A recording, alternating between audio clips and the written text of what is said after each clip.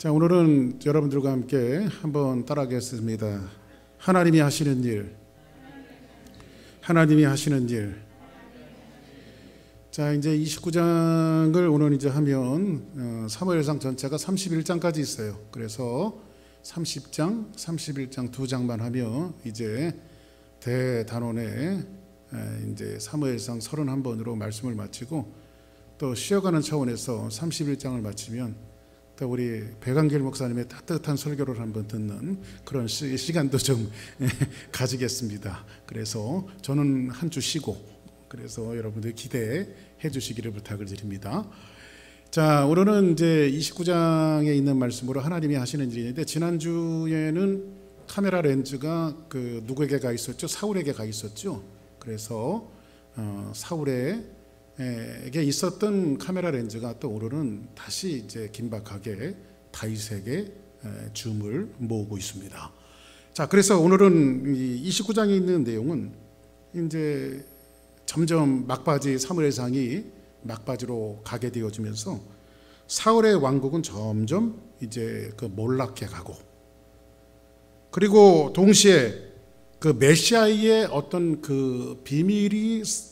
비밀과 약속이 숨겨져 있는 다윗의 왕국은 점점 역사의 전면에 드러나는 것들을 성경은 계속해서 우리에게 이야기해 주고 있습니다. 자, 그럼 오늘 여러분들과 같이 볼 29장에 있는 이 말씀은 뭐냐면, 다윗이 누구를 피해서, 사울을 피해서 지금 어디에 망명해 있죠? 블레셋이라고 하는 곳에 이제 망명을 해 있어요. 이것이 이제 첫 번째 망명이 아니었고 두 번째 망명이었죠. 근데 거기에서 어림잡아서 한 1년 7개월 정도 있을 때예요. 그래서 다윗이 지금 가 있는 곳이 시글락이라고 하는 곳에 망명 생활을 하고 있는 것을 볼 수 있습니다. 원래 여러분들에게 이미 말씀드렸지만, 시글락이라고 하는 것은 원래 블레셋 땅이 아니고 어디의 땅이라고 그랬어요? 유다의 땅이라고 그랬죠. 그런데 어떤 경로를 통해서 블레셋에 편입이 되어져 있고, 그 땅을 다윗이 다시 되돌려 받은 것은 아니지만 유다의 자손으로서 그 땅을 차지하면서 그곳에서 이제 다윗이 아기스, 블레셋의 왕으로 있는 아기스 왕의 보호 아래서 거기서 망명 생활을 지금 하고 있을 때입니다. 그런데 그 찰나에, 지금 다윗이 망명하고 있을 찰나에 블레셋과 이스라엘이 또 전쟁을 하기 위해서 대치하는 장면이 오늘 이제 29장에 나와 있는 본문의 시작입니다. 그래서 오늘 29장 1절에 보니까 성경은 이렇게 이야기해 주고 있습니다. 자, 1절 한번 볼게요. 블레셋 사람들은 그들의 모든 군대를 아벡에 모았고, 이스라엘 사람들은 이스라엘 있는 샘 곁에 진쳤더라 라고 오늘 29장이 시작되어지고 있고, 또 2절에 보니 뭐라고 말하냐면, 블레셋 사람의 수령들은 수백 명씩 수천 명씩 인솔하여 나가고, 다윗과 그의 사람들은 아기스와 함께 그 뒤에서 나가더니, 이렇게 성경은 이야기하고 있습니다. 자, 이제 보세요. 지금 다윗은 블레셋 땅에 망명이 돼 있어요. 누구를 피해서? 사울이 계속해서 추격하는 그 추격을 피해서 한 1년 7개월 정도 망명이 돼 있는 그 시츄에이션에 지금 다윗이 있는 거예요. 그 시츄에이션에 자기의 사랑하는 조국과 블레셋이 지금 전쟁에 대치하고 있는 겁니다. 이 블레셋이 누굽니까, 여러분들? 일찍이 다윗이 골리앗을 대항해서 골리앗을 넘어뜨렸던 그 국가가 지금 블레셋인데, 블레셋에 지금 다윗이 망명해 있고, 거꾸로 지금 누구와 싸워야 되냐면 자기의 고국인 이스라엘과 싸워야 하는 그런 시츄에이션에 지금 다윗이 놓이게 되어졌어요. 오늘 다윗을 통해서 뭐라고 말하냐면, 이 아기스가 이 전쟁이 일어났으니까 너의 고국이라 할지라도 너는 내 충직한 신하이기 때문에 가서 같이 전쟁을 해야 된다. 이게 이제 다윗에게는 초이스가 없는 거예요. 왜냐하면 망명객으로서 자기의 신변을 보호하기 위해서는 자기의 고국과 지금 싸워야 하는 그런 시츄에이션이에요. 전에는 블레셋과 싸웠지만, 골리앗을 넘어뜨렸지만, 사울을 피해서 지금 블레셋 땅에 와 있는 다윗이 이스라엘과 전쟁 속에서 다윗은 이것은 선택의 여지가 없이 나가서 싸워야 하는 그런 시츄에이션에 지금 다윗이 놓이게 되어졌어요. 자, 그러면 보세요. 이렇게 참 다윗의 입장에서는 굉장히 아이러니하죠. 왜 그럴까요? 자기 고국과 전쟁을 하자니 이게 참 앞으로 그 이스라엘 나라는 뭡니까? 장차 자기가 왕이 될 나라예요. 그렇죠? 근데 자기 조국에 있는 백성들을 지금 다윗이 전쟁에 나가서 죽여야 돼요. 근데 거꾸로 이야기하면 블레셋의 말을 듣지 않으면 자기 신변이 지금 위험하게 되어져 있는 진퇴양난처럼 아이러니한 시츄에이션에 다윗이 지금 놓이게 되어진 것이 오늘 본문의 시작이에요. 이해되시면 아멘 하시기 바랍니다. 자, 그러면 오늘 이제 말씀을 이해하기 위해서는 여러분들이 조금 이런 것들을 좀 배경적인 설명을 좀 들어야 돼요. 그 배경적인 설명이 뭐냐면요, 블레셋의 정치 상황을 좀 알아야 돼요. 블레셋은요 원래 한 나라가 아니에요. 블레셋이라고 하는 나라는 한 나라지만요 5개의 부족이 연합되어진 연방제도 같은 나라예요. 그러니까는 5개의 부족을 한 방백씩 5명의 방백이 지금 다스리고 있어요. 근데 요 5개의 부족 방백이 모여서 한 나라가 되어진 거예요. 근데 거기에 대표격인 왕으로 추대된 사람이 누구냐? 바로 아기스라고 하는 왕이에요. 어디를 기반으로 하고 있는 가드라고 하는 곳을 기반으로 하고 있는 이 아기스 왕이 명실상부하게 왕으로 되어 있지만 실질적으로는 그 나라의 통치는 5방백이 하고 있는 거예요. 이해되시죠? 무슨 말씀이죠? 그런데 시글락에서 망명생활을 하던 다윗이 아기스 왕의 요청에 의해서 지금 이스라엘과 자기 고국과 전쟁을 해서 이제 나가는 그런 시츄에이션에서 오늘 3절은 뭐라고 이야기하고 있냐면요, 보세요. 블레셋 사람의 방백이 이르되, 이제 전쟁을 이제 다윗이 출정을 한 거예요. 누구하고? 아기스 왕과 이스라엘과 싸우러 지금 다윗의 그 어떤 그 거느린 군대를 거느리고 다윗의 자기 식솔들을 거느리고 지금 전쟁에 참전을 한 겁니다. 그때에 다윗이 참전하는 것을 보고 블레셋 사람들의 방백들이 누구로죠? 실질적으로 블레셋을 그 다스리고 있는 실질적인 권세를 가진 사람들이죠. 이 사람들이. 근데 방백들이 뭐라고 말하냐면, 이 시브리 사람들이 무엇을 하려고 여기 왔느냐 이렇게 물어요. 아니, 아기스가 블레셋 사람들의 방백들에게 뭐라고 이르되 뭐라고 말하냐면 4절에 보니, 자, 블레셋 방백들이 그에게 노한지라. 블레셋 방백들이 그에게 이르되 이 사람을 돌려보내어 왕이 그에게 정하신 그 처소로 돌아가게 하소서, 이렇게 말합니다. 이 말이 무슨 말이냐면요, 이런 거예요. 아기스 왕이 지금 다윗을 충성되이 여겨서 다윗과 다윗의 군대들을 지금 전쟁에 참여시켰어요. 그리고 다윗은 선택의 여지가 없이 아기스 왕을 따라서 지금 출정을 하고 있는 그런 시츄에이션에서 방백들이 뭐라고 말하냐, 이 시브리 사람들이 뭐라고 왔느냐. 그러면서 뭐라고 말하냐면, 여기서 보니까 이 시브리 사람들이라고 하는 것은요, 여러분들이 어떻게 들리지만 이 말에도 표정이 있어요. 근데 이 시브리 사람이라고 하는 이 블레셋 사람들의 말은 뭐냐면 좀 약간 모욕적인 말이에요. 예를 들어서 여러분 이렇게 한번 제가 경멸조로 이야기하는 건데, 이 말이 이런 겁니다. 좀 여러분들이 제가 적나라하게 얘기는 안 할 테니까 여러분들 머릿속으로만 혼자 생각하시면 됩니다. 우리나라 사람들이 가장 그 감정이 많은 나라가 어디죠? 일본이죠. 그리고 우리가 일본 사람들을 할 때 보통 한국 사람들은 일본 이렇게 하고 하지 않고 항상 거기다가 노에다 미음을 이렇게 섞어갖고 항상 뭘 하나 붙이지요. 그리고 또 이니셜처럼 부르는 게 있어요. 그렇죠? 일본 모바리 뭐 이렇게 하면서 그리고 또 뭐 우리는 또 이렇게 대치돼 있다 보니까 중국 사람들하고 또 이렇게 많이 전쟁도 많이 했잖아요, 옛날에. 그러니까는 일본 사람들을 부를 때에, 중국 사람들을 부를 때 한국 사람들이 뭐 중국 사람 점잖은 분들은 그렇게 이야기하지만 또 점잖지 않은 분들은 중국 사람들을 보고 뭐 오랑캐니 뭐 또 그보다 더 모욕적인 말을 가지고 중국 사람들이 이야기할 때가 있어요. 근데 우리가 또 이민 생활하다 보니까요, 그 멕시코 사람들에 대해서 그 여러분들이 이야기할 때 히스패닉 이렇게 이야기하는 게 점잖은 표현인데 보통 한국 분들이 그렇게 히스패닉 그렇게 얘기 안 하는 것 같아요. 응? 그 여러분 머릿속으로 생각하시면 됩니다. 이렇게 오늘 성경에 보니까는 전쟁에 출전하는 다윗과 그의 군사들을 보면서 뭐라고 말하냐면 이 히브리 사람이라고 하는 것은 우리가 일본 사람을 향해서 중국 사람을 향해서 또 그 멕시코 사람들을 향해서 부르는 어떤 경멸조로 부르는 그런 내용이에요. 그래서 이 아기스의 방백들이 막 이 히브리 사람이 어떻게 할 줄 알고 이런 사람을 데리고 나가냐 이거죠. 그랬더니 이 아기스가 뭐라고 말하냐면 아니다.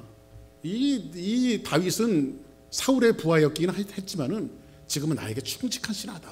이렇게 이야기했더니 이 네 방백들이 아니 왕은 그런 얘기 듣지 못했습니까? 옛날에 이 사람이 이스라엘 사람들이 추켜 세워서 이야기하기를 사울이 죽인 자는 천천히요 다윗이 죽인 자는 만만입니다라고 했던 그 장본인 이 사람입니다. 이렇게 위험한 인물을 어떻게 전쟁에 데려갈 수 있습니까? 오히려 칼끝이 우리에게 향할 수 있으니까 안 됩니다라고 이야기하면서 방백들이 지금 아까 정치 체제로 이야기한 것이 그거예요. 방백들이 지금 길을 쓰고 지금 막고 있는 거예요. 지금 누구의 전쟁을요?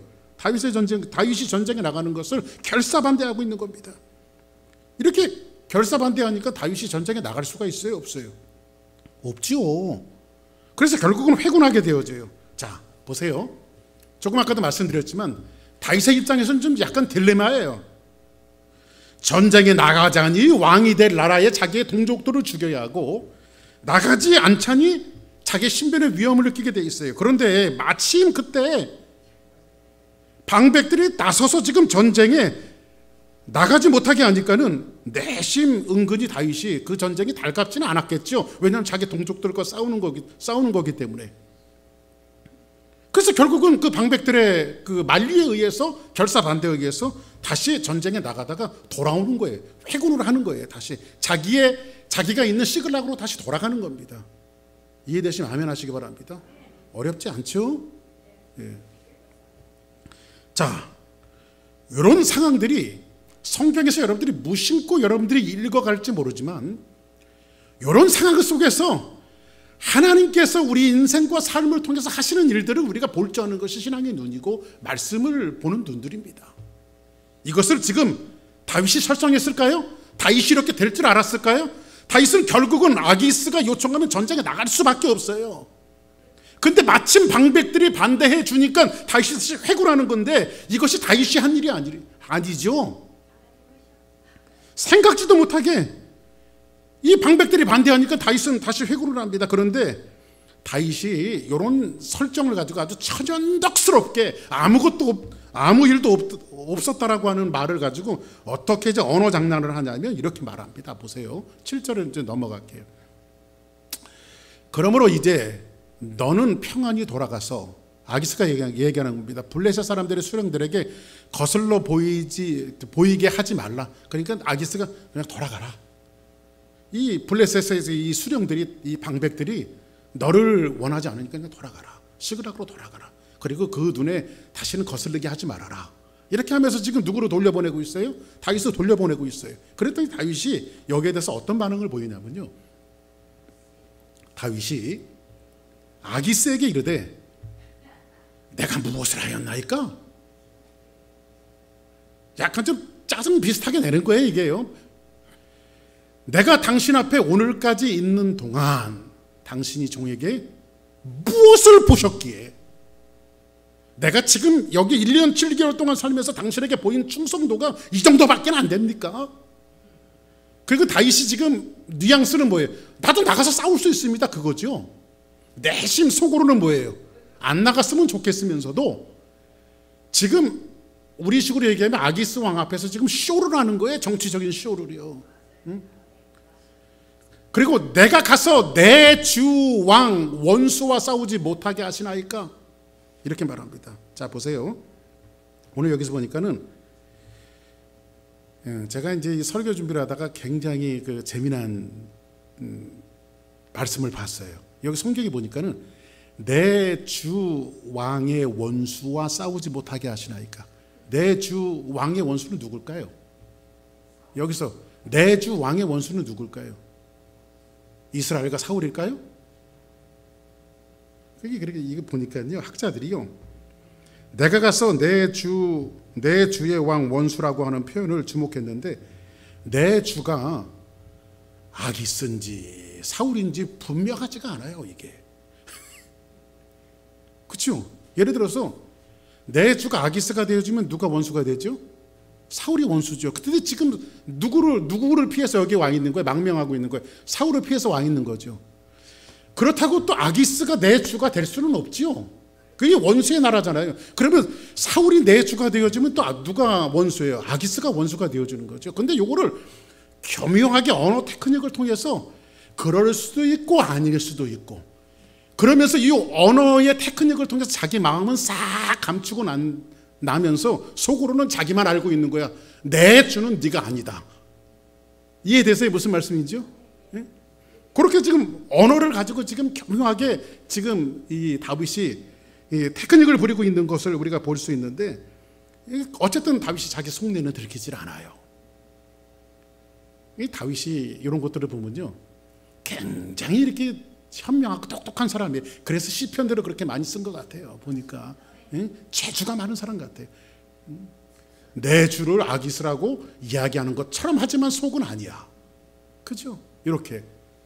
자, 이제 말씀을 한번 제가 쭉 강의를 해드리는 겁니다. 여러분들 이해를 돕기 위해서. 9절에 보니 제가 성경을 쭉 보겠습니다. 아기스가 다윗에게 대답하여 이르되, 내가 내 목전에 하나님의 전령같이 선한 것을 내가 아나. 네가 그동안 나한테 정말 네가 믿는 하나님에게 전심을 다하는 것처럼 내게 한 것을 내가 안다. 근데 블레셋 사람들이, 방백들이 말하기를, 그가 우리와 함께 전장에 올라가지 못하리라 하니 어떡하겠느냐. 그리고 나서 10절에 보니, 그런즉 너는 너와 함께 온 내 주의 신하들과 더불어 새벽에 일어나, 너희는 새벽에 일어나 발거든 곧 여기 전장터에서 떠나가라. 이렇게 말하죠. 그리고 11절에 보니, 이에 다윗이 자기 사람들과 더불어 아침에 일찍 일어나서 어디로 떠난 거예요? 전쟁터로 떠난 거죠. 블레셋 사람들의 땅으로 돌아가고, 블레셋 사람들은 이스라엘로 올라가니라. 그 전쟁에 출전하다가 지금 다윗은 다시 자기가 머무르는 시글락으로 돌아가는 그런 장면을 말씀을 이야기하고 있습니다. 자, 그럼 여기까지가 오늘 말씀 전체의 내용이에요. 29장 전체의 내용. 그럼 어떤 설정인지 여러분들이 이 말씀의 흐름을 알겠죠. 그러면 여기에서 우리에게 좀 띵킹할 수 있는, 생각할 수 있는 그러한 부분들을 여러분들과 좀 오늘 잠깐 말씀을 좀 나누려고 합니다. 여러분들 사자성어 중에 세옹지마라고 하는 말을 많이 여러분들이 듣는 말이죠. 세옹지마. 이 말이 저 북방에 한 노인이 살고 있었는데, 이 노인이 애지중지 하면서 기르는 말이 하나 있었어요. 그런데 이 말이 어느 날 갑자기, 이 말이 재산같이 이런데 어느 날 갑자기 아침에 나가서 먹이를 주려고 하니까 이 말이 도망을 가버렸어요. 북방으로. 그게 잘 살지도 못하는 형편에서 말마저 도망갔으니 노인이 얼마나 낙심이 되겠어요, 여러분들. 그 당시로 말하자면 요즘 같으면 집이 홀라당 불타버린 거나 마찬가지죠. 근데 동네 사람들이 와갖고, 아이고 노인장, 이 말을 잃어버렸으니 어떡합니까 하면서 위로를 하니까, 이 노인분이 뭐라고 말하냐면, 글쎄요, 말 잊어버렸다고 꼭 뭐 사람이 잘못되려는 법 있습니까? 혹시 그게 복이 돼서 돌아올지 누가 합니까? 하면서 덤덤하다라는 거예요. 아마 저와 여러분들 같으면 난리를 칠 거예요. 막 그냥 동네방네 얘기하면서 우리 말 없어졌다고 말이야, 그냥. 응? 우리 얼마 전에 최정민 집사님 차가 없어졌잖아요. 막 차를 세워놨는데 누가 훔쳐가 버렸어. 이거 황당한 일이죠. 황당한 일이죠. 그래서 이제 이런 상황이 펼쳐지니까 낙심하지 않고 덤덤하다가 있는데, 어느 날 조금 시간이 지났는데 도망갔던 자기 말이 야생말들을 무진장 많이 데리고 노인장을 다시 찾아온 거예요. 야생말들을 번쩍번쩍 빛나는 아주 야생말들을 데리고 집에 찾아와서 곱게 우리 안에 들어가 갖고 나 잡수시오 하고 있는 거예요. 그랬더니 말 한 마리도 부자인데 말 수마리가 그냥 이 야생말들이 쫓아와서 노인의 우리에 들어갔으니 노인이 하루아침에 부자가 된 거잖아요. 그런데 복이 돼서 왔어요. 이게 복이 돼서. 그랬더니 동네 사람들이 또 찾아왔습니다. 아이고 주인장이 노인장 그렇게 얘기하시더니 노인장의 말대로 복이 돼서 돌아왔는데요. 정말 축하드립니다. 정말 축하드립니다. 금세 부자가 됐어요. 말 한 마리도 부자인데, 차 한 대도 부자인데, 차가 그냥 서너 대가 됐으니 얼마나 부자입니까? 응? 가만히 또 하다 보니까 세옹지마가 우리 최정민 집사하고 맞는 거 같네요. 그래서 그렇게 얘기했더니 또 노인장의 얘기를 글쎄요. 이게 꼭 복이라고 생각하기보다는 이게 또 어떤 재앙이 돼서 내게 돌아올지 누가 알겠습니까? 하고 또 이 노인장은 기뻐하지도 않고 또 덤덤하더래요.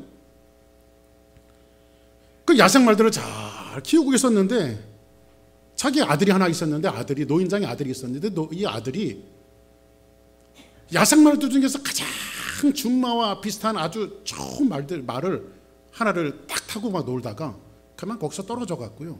다리가 부러져 버렸어. 그 절름마리가 되었습니다. 그 야생말을 안 데리고 지만, 그래서 보통 우리 같으면 어떻게 하겠어요? 야생말 데리고 오지 말고 그냥 지만 오지. 저걸 왜 데리고 와갖고 우리 아들 다리가 부러지게 됐냐고. 이렇게 이야기할 텐데, 이 사람들이 동네 사람들이 참 그 노인장에 관심이 많았던 것 같아요. 보니까 동네 사람들이 또 찾아와갖고 아이고 아들이 그 야생말을 타다가 다리가 부러져서 저렇게 불구자가 됐으니 어떡합니까? 라고 이야기했더니 노인이 또 덤덤하더래요. 혹시 압니까? 이것이 내게 복이 돼서 내게 다시 또 돌아올지. 그러다가 나라의 전쟁이 이 북쪽에 있는 오랑캐하고 전쟁이 일어났어요. 그 마을에 있는 모든 건장한 남자들은 징집이 된 거예요. 전부 다 군사로 징집이 됐어요. 근데 이 아들은 다리를 저니까 징집 대상에서 빠졌겠죠. 그리고 전쟁에 나가서 오랑캐와 싸우다가 동네 사람들이 대다수가 아들하고 남편을 다 잃어버린 거예요. 다 죽고 살아온 사람들은 간신히 생명만 건져갔고요. 만신창이가 돼서 살아왔어요. 근데 그 마을에 아들과 남편을 잃은 이 가정에는 울음이 끝이지 않았지만은 이 노인장의 집안에는 비록 절름발이가 되어졌지만 야생말들과 함께 부유하게 잘 살았다라고 하는 그러한 얘기가 이 세옹지마를 통해서 우리에게 전해주는 얘기입니다. 그래서 이 말씀이 이런 말이 어떻게 쓰이냐면요. 인생의 화와 복을 알 수 없으니까 이리하지 말고 그냥 자숙하며 살아라. 뭐 이런 의미로 쓰이고요. 길흉화복의 변화가 많지요. 사람이 그러니까는 뭔가 기쁜 일이 있었을 때 너무 기뻐하지 말고 너무 슬픈 일이 있었을 때 그것을 너무 좌절하지 말라는 거예요. 그죠? 길흉화복이 누구에게 달려 있어요? 하나님께 달려 있는 거죠. 자 보세요. 제가 왜 이 말씀을 드리냐면 오늘 말씀을 빗대어서 우리가 신앙생활 하다 보면요 이렇게 비슷한 영역을 만날 때가 있어요. 저와 여러분들이. 인생에는 우리가 비록 예수 믿는 사람이지만 예수 믿는 사람에게 항상 형통한 것만 있는 것이 아니에요. 어떨 때는 형통함이 있고 어떨 때는 공고함이 있어요.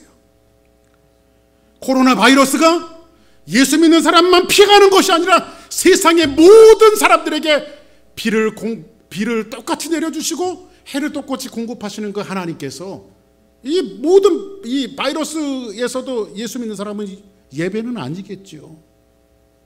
그러나 함에도 불구하고 하나님께서는 하나님의 사람들을 그 상황 속에서 보호해 주실 뿐만 아니라 설사 보호받지 않고 공고함 속에 있다 할지라도 그것을 이길 수 있는 힘을 성령께서 우리에게 주신다는 거예요.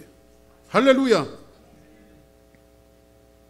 우리는 신앙생활 하면서 지금 눈앞에 있는 것을 바라보기 때문에 전체 그림을 보지 못해요. 지금 우리가 걸어가고 있는 한 번도 경험해보지 못한 이 코로나 시대를 살아가고 있으면서 도대체 이 땅에 왜 이런 일이 있었을까? 그러나 이것이 전부 다 지나고 나면 하나님께서 전체적인 그림을 보여주실 때, 하나님께서 그래서 이런 일들을 하셨구나라고 하는 전체적인 그림을 볼 때 우리가 그것을 이해할 수 있지만, 지금은 눈앞에 보이는 것을 갖고 우리가 이해하지 못할 때가 있어요. 그러나 오늘 이 말씀은 뭐냐면, 눈앞에 보이는 것을 가지고 일희일비하지 말고, 어떤 사람은 그런 것을 가지고 쉽게 분을 내요. 푹 하면서 분을 냅니다. 그러다가 조금 시간이 지나고 나서 깨달게 되어지면 얼굴이 낯뜨겁죠. 내가 잘못했구나. 이런 사람들이 있죠, 우리에게. 이 신앙생활 하다 보면요, 결국 두 가지를 만나게 되어져요. 그 첫 번째는 뭐냐면요, 정말 내가 이 걸어가는 이 길을 정말 피하고 싶어요. 하고 싶지 않아요, 이거를. 근데 하나님이 나를 자꾸 밀어 넣을 때가 있어요. 하라고요. 하나님 정말 나 이거 하고 싶지 않아요. 근데 하나님께서 밀어 넣을 때가 있어요. 저 잘 아시는 목사님이 언젠가 여러분들에게 말씀드린 적이 있지만, 지금은 한 거의 70 가까이 되셨겠네요. 그 목사님이 하나님 앞에 주의종으로 콜링을 받고, 하나님 저는 주의종하고 싶지 않습니다. 자꾸 근데 성령께서 또 그 어머니하고 아버지는 너 신학 가서 목사가 되라. 근데 공부를 굉장히 잘했어요, 이 목사님이. 그래서 야근깨를 내고 그런 얘기를 했더니 하나님 앞에, 하나님 그럼 제가 옛날에 이렇게 이제 학교를 지원해서 시험 보는 시스템에서, 하나님 제가 연세대학을 지원할 텐데 거기서 저를 수석탑으로 만들어 주시면 제가 깨끗하게 포기하고 신학 가서 하나님의 종이 되겠습니다. 그러니까는 낙타가 바늘기보다 더 들어가는 프로테이지를 자기에게 정하고, 만약에 그냥 간신히 붙거나 뭐 이렇게 그냥 대학에 들어갈 정도로 하나님께서 나를 도와주시면 그게 하나님의 뜻이 아닌지를 알고 저는 그냥 일반 내가 원하는 꿈을 펼치며 살겠습니다 라고 얘기했더니, 그리고 나서 시험을 또 그렇다고 대충 볼 수는 없는 거잖아요. 시험을 열심히 공부해서 시험을 봤는데 합격자 발표가 날 때 지금처럼 뭐 시스템이 핸드폰으로 보내주는 시스템이 아니라 이제 학교에 벽에 이렇게 합격자 발표가 나잖아요. 거기 딱 보러 갔는데 밑에서부터 쭉 훑어가도 자기 이름이 없더래요.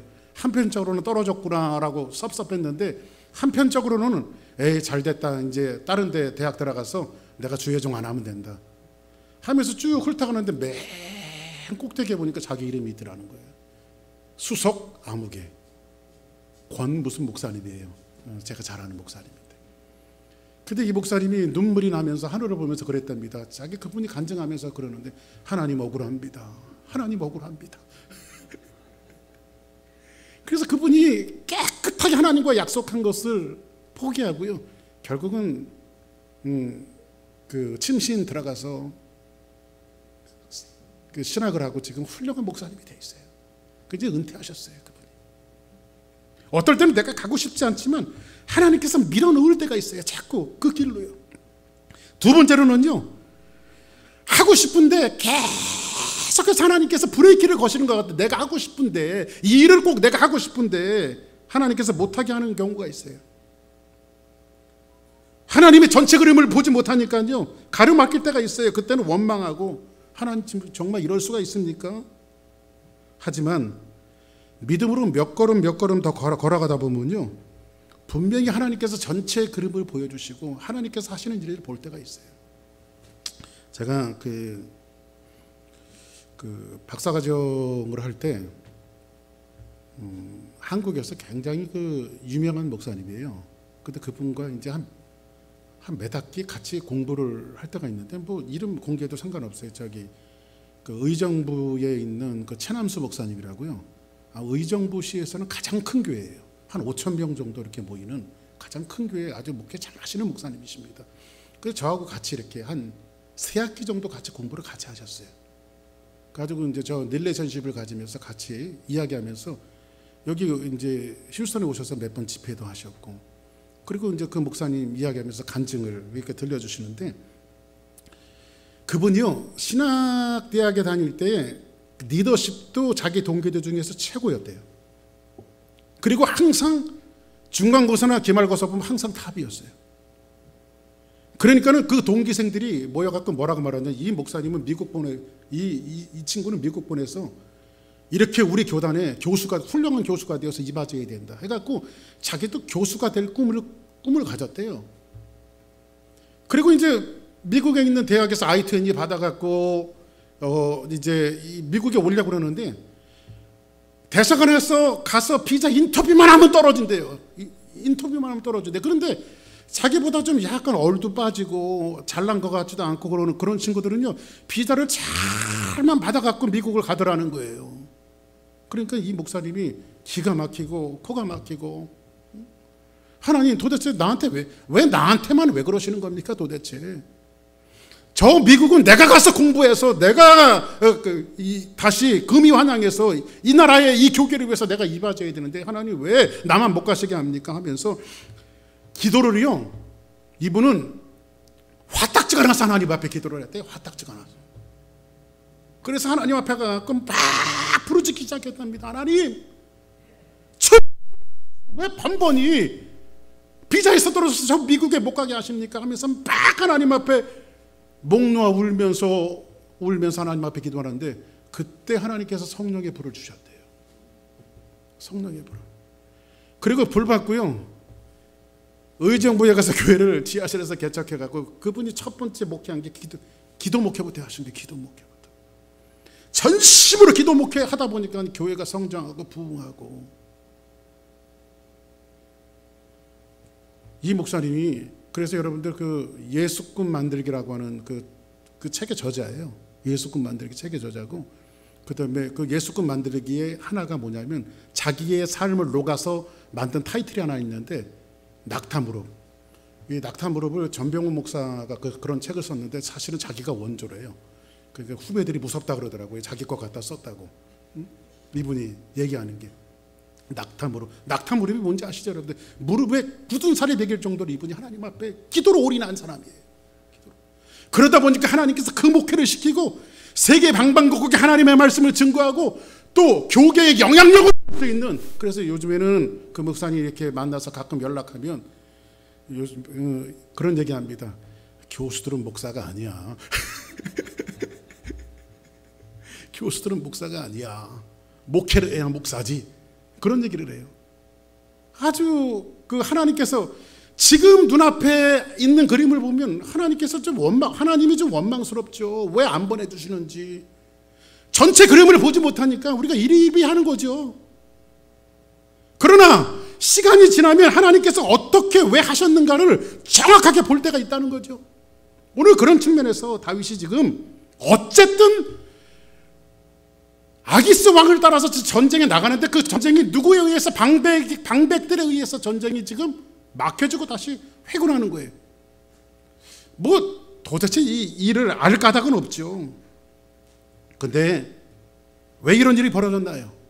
언제 다음 주에 말씀드리지만, 다윗이 다시 회군을 해서 하나님께서 어떤 막으심을 통해서 다시 다윗이 회군을 해서 시글락에 들어왔더니 시글락이 불바다가 돼 있어요. 지금 이스라엘의 운명 같은 원수들이 있는데 아말렉이 쳐들어와 갖고요, 다윗이 있는 시글락을 불바다로 만들어 놨고요, 아이들과 와이프들을 전부 다 포로로 잡아갔어요.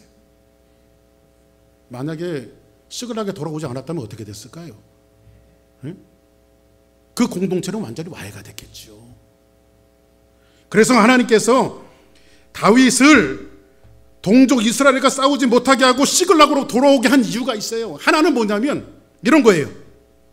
다윗으로 하여금 그 전쟁에서 지금 누가 죽어요? 지금 블레셋과 이스라엘의 전쟁에서 31장에 가보면 그 전쟁에 맞닥뜨린 데서 지금 누가 죽느냐면 사울이 죽어요. 그 전쟁에서 사울과 요나단 그 아들이 죽어요. 근데 하나님께서 사울의 죽음에 참여하지 못하도록 하나님께서 다윗을 막아주신 거예요.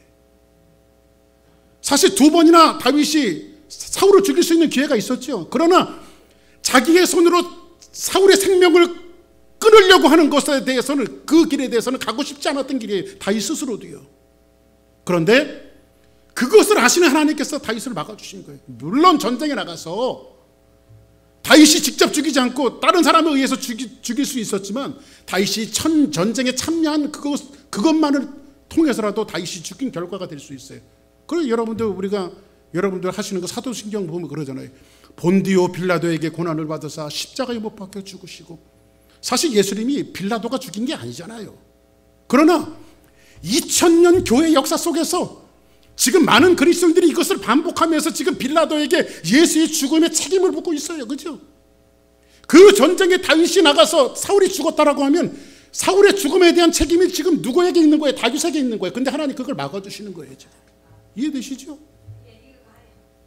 두 번째로는요, 조금 아까 이야기했던 것처럼 아말렉이 시글락을 쳐들어와서 쑥대밭이 되었을 때에 다윗이 회군에서 돌아오지 않았다면 이 공동체는 완전히 공중분해되어졌을 거예요. 이 회군은 하나님께서 자기 백성을 보호하시기 위한 절묘한 한 수였던 것을 성경은 말하고 있습니다. 여기 한 가지 중요한 결론이 있습니다. 아까도 말씀드렸다시피 저와 여러분들이 지금 숲속을 걸어가고 있다고 한번 생각해 보십시오.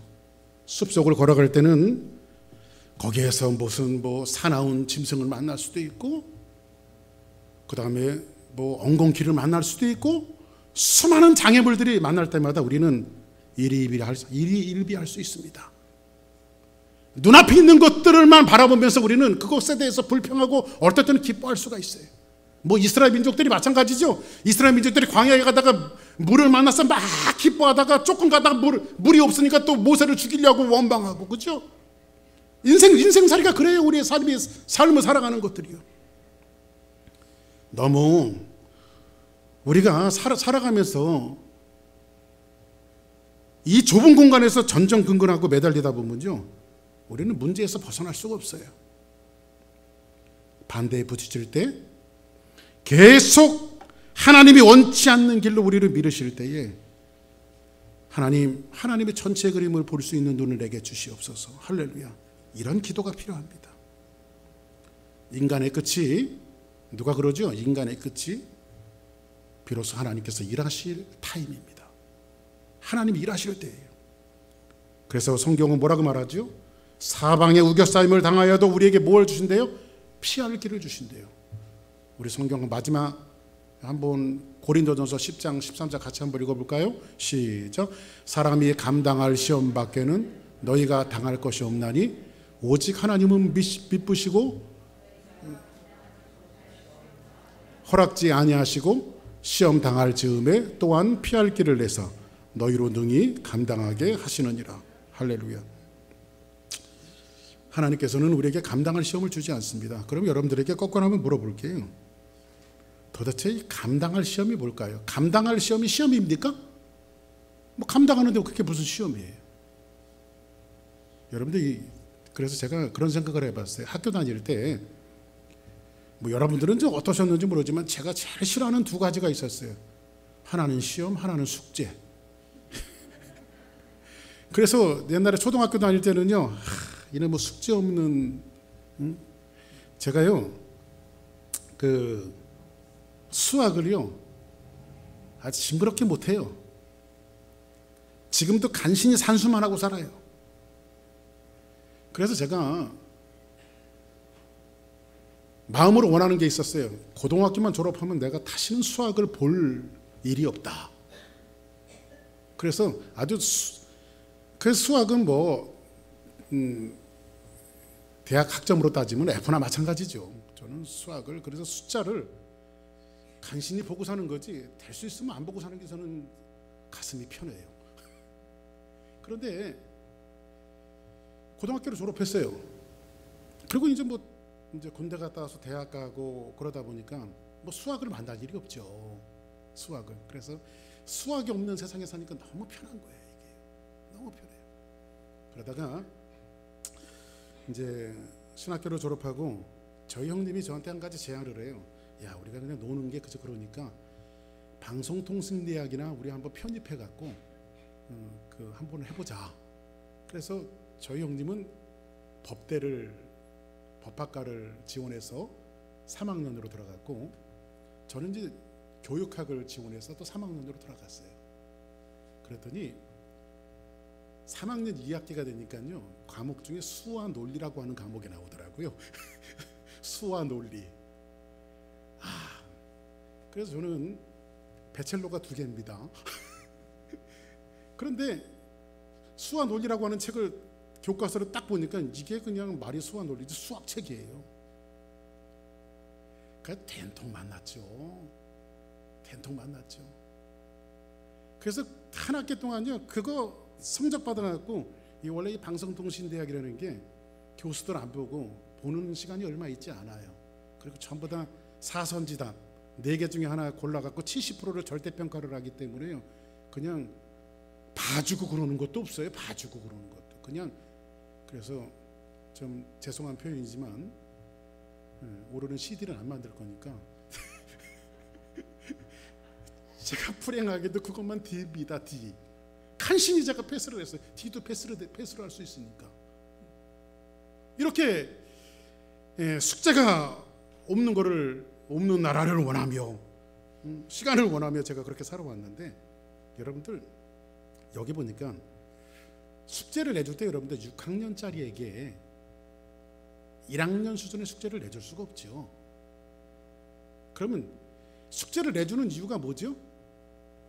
조금의 향상을 나타내기 위해서, 아니면 다음에 배울 그 과정을 조금 더 이해하기 위해서 숙제를 내주는 거죠. 사실 숙제의 목적이 그거잖아요. 그런데 숙제를 내줄 때 6학년 수준보다도 조금, 자기 수준보다도 조금 버거운 거를 내주는 거죠. 약간 버거운 걸 내주는 거예요. 그게 왜 그럴까요? 그 버거운 숙제를 풀어야 발전하기 때문에. 이게 감당할 시험이에요. 이게 감당할 시험. 왜 항상 인생에게는 그런 숙제가 있을까요? 졸업하면 끝인데, 졸업하면 숙제가 없는데, 우리의 인생도 마찬가지예요. 인생을 졸업하면 숙제가 없죠. 숙제가 없다는 것은요, 이런 거예요. 여러분들 인생에 굴곡이 찾아오고 숙제가 없다라고 하는 것은 내 인생 끝났다, 이렇게 생각하시면 돼요. 그래서 시험이 다가오고 시련이 다가오고 숙제가 자꾸 내줘도요, 그냥 하나님 앞에 감사하며 살기를 주의 이름으로 축복합니다. 아멘. 근데 숙제는 항상 어떻게 내준다고요? 여러분이 가진 실력보다 1도 아니 한 0.5 정도 수준을 조금 높여서 내준다고요. 그래야 여러분들이 발전할 수 있기 때문에, 그래야 여러분들이 성장할 수 있기 때문에. 그래서 하나님께서는 그 시험을 우리에게 내주시고, 그것과 씨름하다 보면 그거를 결국은 풀어내게 되는 거예요. 그래서 우리의 성장을 조금씩 하나님께서 도와주시는 거예요. 오늘 이 광야라고 하는 척박한 생활을 통해서 다윗에게 하나님께서 계속해서 남겨주시는 교훈은 뭐죠? 한 고비를 넘기면 평탄 대로가 나오던가요? 그렇지 않았어요. 고비가 또 옵니다. 다윗은 또 숙제를 풀어야 합니다. 그 숙제를 풀기 위해서 지금 블레셋 땅까지 망명으로 해왔습니다. 그런데 거기에서 또 어떤 일들을 당해서 전쟁에 또 참여해요. 근데 전쟁에 참여하지 못하고 또 돌아가게 되어져요. 이게 도대체 뭐 애들 장난도 아니고 뭡니까 하나님? 이렇게 우리가 다윗이 하나님 앞에 원망할 수 있지만, 돌아오고 나서 보니까 하나님의 엄청난 일들을 발견하게 되어지고, 결국은 다음에 배울 30장에서는 다윗이 그의 군사들을 데리고 아말렉을 쫓아가서 소탕하고 모든 것을 다시 되찾아옵니다. 다시 모든 것을 다 되찾아요. 만일 하나님께서 그런 섭리가 있지 않았다면 지금 눈에 보이는 것은 도무지 이해가 안 가고 애들 장난하는 것처럼, 하나님 도대체 이게 뭡니까? 라고 하는 것처럼 보이지만, 그러나 후에 가서 하나님의 전체 그림을 봤을 때는 다윗이 하나님의 섭리를 알게 되어져요. 그렇죠? 그래서 여러분들, 우리는 그렇게 하나님을 신뢰하면서 걸어가는 겁니다. 지금 내 눈에 아무 증거 보이지 않고 힘들고 어려워도 하나님이 여러분들에게 맡기신 그 일들 하나하나 걸어가는 겁니다. 이미 고인이 되셨지만은 한국의 유명한 영락교회 한경진 목사님 돌아가셨죠. 이 한경진 목사님이 아주 훌륭하게 목회하셨죠. 살아있는 성자라고 그러셨으니까요. 근데 이 목사님이 은퇴하시고요. 한 기독교 기자가 와서 인터뷰를 할 때, 목사님, 그렇게 어렵고 힘든 목회를 어떻게 평생 하셨습니까? 라고 이게 질문이었어요. 그런데 이 한경진 목사님이 뜻밖의 이런 대답을 하셨답니다. 목회요? 오늘 그만두나 내일 그만두나 그러다 보니까 여기까지 왔다고. 제가요 지금 목회 30년을 넘게 하고 있거든요. 근데 이게 정답인 것 같아요. 오늘 그만두나 다음 주에 그만두나 다음 달에 그만두나 내년에 그만두나 하면서 지금 저도 지금 이 길을 걸어가고 있는 거예요. 거꾸로 한번 얘기해 볼까요? 직장 다니시는 분들, 일 나가시는 분들, 여러분들도 사실 그렇죠. 이놈의 거 내일 그만두나 모레 그만두나 오늘 집어칠까 다음에 집어칠까 그러다가 할 수 없이 눈 뜨면 또 나가는 거예요. 그래도 나가야지. 그렇죠? 그 마음이 내 마음이에요. 그 마음이 다윗의 마음이고요. 그것이 한경진 목사님의 마음이에요. 그렇게 한 걸음 한 걸음 한 걸음 걸어가다가 인생의 숙제를 풀고 나가는 거예요. 말씀을 정리하겠습니다.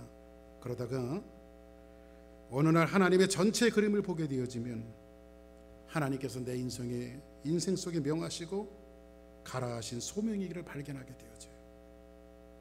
그것만 볼 수 있는 눈들이 열리면 그때부터 주를 향해서 내 목숨과 내 인생을 던져도 아까운 것이 하나도 없어요. 주님은 그 자리까지 우리를 조금씩 계속 밀어붙이시는 거예요. 그분을 성경은 영원한 하나님이라고 말합니다. 할렐루야. 인생이 뜻대로 전개되지 않을 때 다윗은 내심 나가고 싶지 않는 전쟁이지만 마음을 다시 한번 부둥켜 안고 그래 이것도 하나님의 뜻이겠지 생각하면서 아기스의 말을 듣고 전쟁에 출정했지만 그나마도 돌아오게 되었을 때 이게 도대체 뭔가 싶었을 거예요. 그러나 돌아와 보니까 하나님의 섭리가 있었고 후에 가서 내가 사울의 죽음에 참여하지 않는 것은 너무너무 잘한 것이다 라고 하는 마음을 가지지 않았겠어요? 내 눈앞에는 지금 그것이 보이질 않아요. 그러나 눈앞에 여러분들에게 놓여진 포즈를 하나씩 하나님의 선하신 눈을 바라보면서 맞춰 나가다 보면 언젠가는 전체적인 그림이 포즈를 통해서 내게 보여줄 때 이게 이 그림이었구나 라고 하나님의 귀한 섭리를 깨달을 때가 있다는 거예요. 아멘. 우리는 코로나 시즌을 저와 여러분들이 지금 걸어가고 있습니다. 뿐만 아니라 이 시즌 속에서도 여러분들은 삶의 현장 속에서 한 걸음 한 걸음 부딪히는 여러 가지 문제들 때문에 때로는 가슴앓이하고 힘들고 어렵고 때로는 여러분들이 섬기는 그 하나님 앞에서 도대체 하나님 이게 뭡니까? 라고 여러분들이 원망하고 불평할 수도 있지만 그러나 여러분이 믿는 하나님을 절대 신뢰하고 나를 구원하시고 나를 사랑하시고 나를 도우시는 그 하나님께서 절대 나를 실망시키실 리가 없어. 이 믿음 하나 붙들고 한 걸음 한 걸음 걸어가다 보면 언젠가는 하나님의 전체적인 그림을 보일 때 다윗처럼 하나님 앞에 노래할 수밖에 없고 다윗처럼 하나님을 찬양할 수밖에 없고 나의 모든 즐거움이 하나님 한 분밖에 없다라고 고백할 수 있는 이 찬사의 고백을 올려드릴 날이 올 거예요. 이 믿음 붙들고 돌아오는 한 주간도 여러분들이 믿음으로 승리하고 하나님 앞에 영광 돌리는 우리 주사랑교회 모든 성도들이 되기를 주 이름으로 축복합니다. 우리 다 같이 자리에서 일어나시겠습니다.